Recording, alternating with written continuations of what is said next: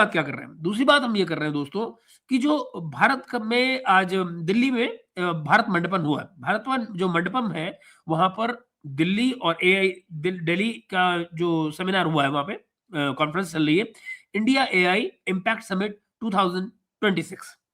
ठीक है? ये पहली नज़र में आपको कोई टेक्नोलॉजिकल कॉन्फ्रेंस जैसा लगता है। ऐसा लगता है जैसे कोई टेक्नोलॉजी रिलेटेड कॉन्फ्रेंस हो रही है। लेकिन दरअसल ये अपने आप में मित्रों पावर पॉलिटिक्स का एक बड़ा मंच है। यहाँ पर सिर्फ चर्चा इसलिए नहीं हुई है कि भई कोई जेनेरिक एआई से ऐप कैसे बनेंगे, इस पे बात नहीं हो रही। यहाँ ये सवाल भी उठा है कि अगले 5 से 10 सालों में डेटा, कंप्यूट और एल्गोरिदम पर किसका कंट्रोल होगा? ये बड़ा सवाल है मित्रों, जो आने वाले सालों में दुनिया की तमाम सरकारें जूझ रही होंगी इस सवाल के साथ में कि आने वाले 10 सालों में डेटा पर, कंप्यूटिंग पर, एल्गोरिदम्स पर किसका कंट्रोल होगा, किसका नियंत्रण होगा, कौन चलाएगा इनको, किसका ज़्यादा हक बनेगा? सरकारों का, बिग टेक्नोलॉजी का या यूज़र्स का? ये है वो सवाल। तो भारत ने इस समिट में मित्रों अपने आप को 2 भूमिकाओं में पेश किया है। भारत 2 तरह की भूमिकाएँ यहाँ अपने ऊपर ले रहा है। एक, ग्लोबल साउथ की आवाज़ बनकर ग्लोबल साउथ की आवाज़ बन रहा है और ग्लोबल साउथ की आवाज़ के रूप में वो कहता है कि एआई का फ़ायदा सिर्फ़ सिलिकॉन वैली या शेनज़ियान तक सीमित नहीं रह सकता। चाइना या अमेरिका तक सीमित नहीं रह सकता है। और दूसरी बात, एक ऐसा रोल जहाँ पर भारत ये कहता है, एक बड़े बाज़ार के रूप में अपने आप को पेश करता है, ठीक? और वहाँ वो कहता है कि हमारे पास डेटा भी है, यंग वर्कफ़ोर्स है और डिजिटल पब्लिक इंफ्रास्ट्रक्चर भी मौजूद है, ठीक है? यूपीआई है, आधार है, ओएनडीसी है और इस तरह के उदाहरण दिखाकर भारत ये मैसेज देता है कि अगर अगर नियम सही तरह सेट किए जाएँ, तो टेक्नोलॉजी सिर्फ़ मोनोपोलीज़ के लिए नहीं बनती है, सिर्फ़ एकाधिकार के लिए नहीं बनती है, बल्कि पूरे समाज के लिए काम कर सकती है। ये भारत का संदेश है।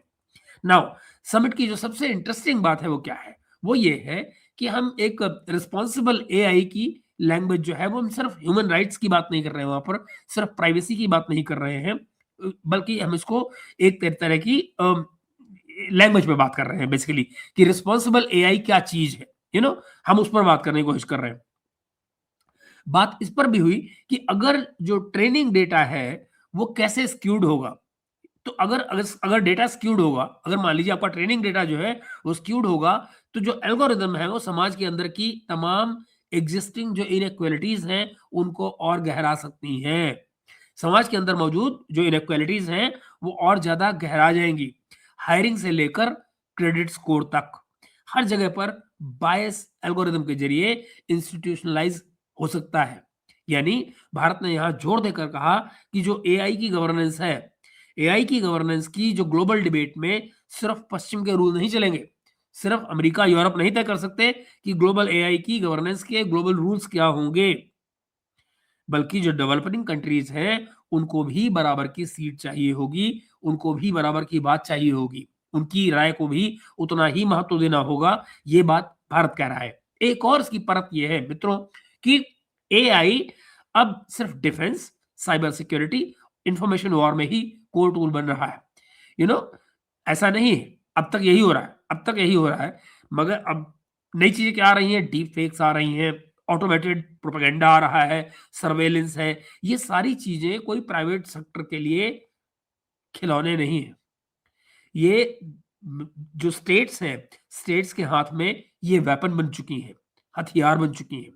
समिट के आसपास जो कन्वर्सेशंस हुई हैं, जो बातचीत हुई है समिट के आसपास के माहौल में, वहां पर आप ये देखिएगा उसमें बड़ा साफ नजर आ रहा है कि भारत कोशिश कर रहा है कि एक तरफ वो आर्टिफिशियल इंटेलिजेंस जो इकोनॉमिक ग्रोथ और public sector delivery, public service delivery के लिए एग्रेसिव इस्तेमाल होना चाहिए, तो दूसरी तरफ रेगुलेशन और सेफ गार्ड पर भी लाइन खींची जानी चाहिए कि अल्टीमेटली एआई में सेफगार्ड्स का किस तरह के होंगे और कितने कैसे होंगे, रेगुलेशन उनका क्या होगा, मैनेज उनका जो मैनेजमेंट है वो कैसे होगा, ताकि ना तो कोई देश प्योर सर्वेलेंस स्टेट बन जाए और ना ही पूरी तरह से अनरेगुलेटेड कोई प्लेग्राउंड बन जाए, कुछ इस तरह का हो जाए कि जहां पर खुला मैदान है, कोई कुछ भी करे, यू नो और आप जानते हैं मैं क्या बातें कर रहा हूँ।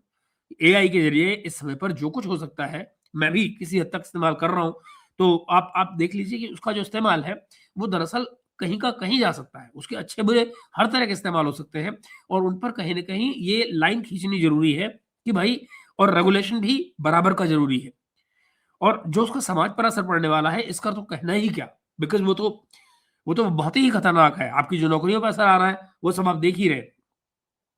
अ, देखिए, अब जो इंडिया एआई इम्पैक्ट समिट जो हो रही है, इसका एक पॉलिटिकल मैसेज भी गया है और पॉलिटिकल मैसेज ये था कि भारत खुद को सिर्फ कोई रेगुलेशन का टेकर नहीं है। यानी कि बाहर के लोग बैठ के रेगुलेशन जो है बताएँगे कि भई ये ऐसे नहीं ऐसे होगा, वैसे नहीं वैसे होगा और हम उसको एज़ इट इज़ एक्सेप्ट कर लेंगे।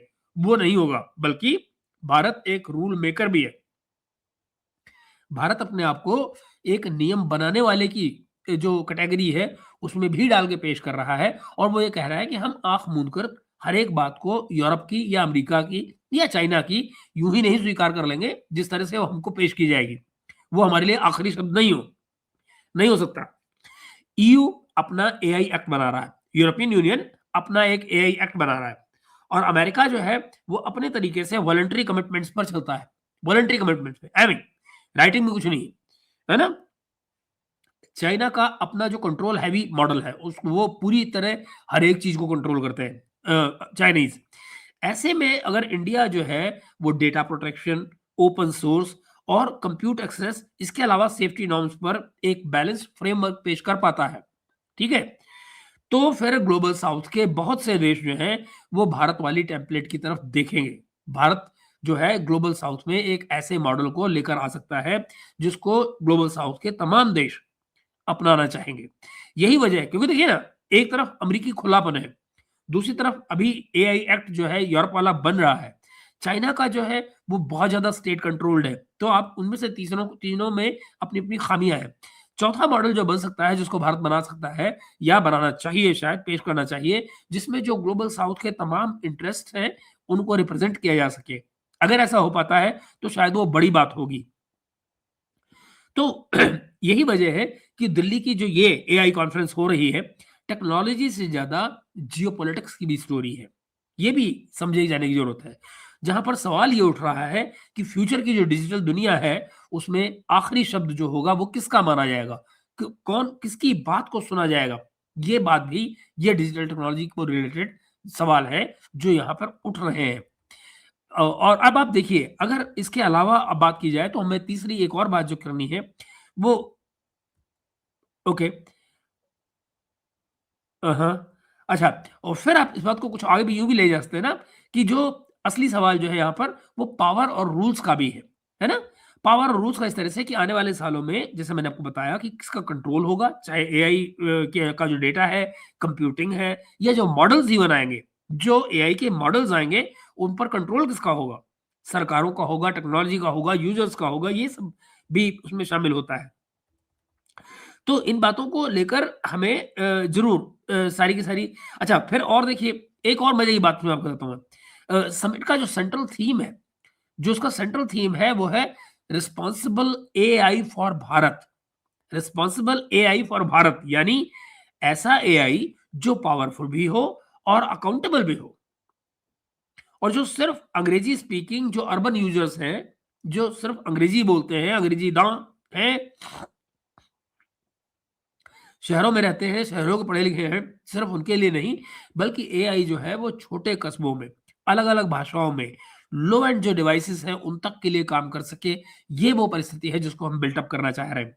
यानी जो तमाम पैनल्स बने हैं, पैनल्स में ह्यूमन कैपिटल, इंक्लूज़न, और मतलब इंक्लूज़न से मतलब इंक्लूसिव, जो सबको समाहित कर सके, सबको साथ लेकर चल सके, इस तरह की टेक्नोलॉजी।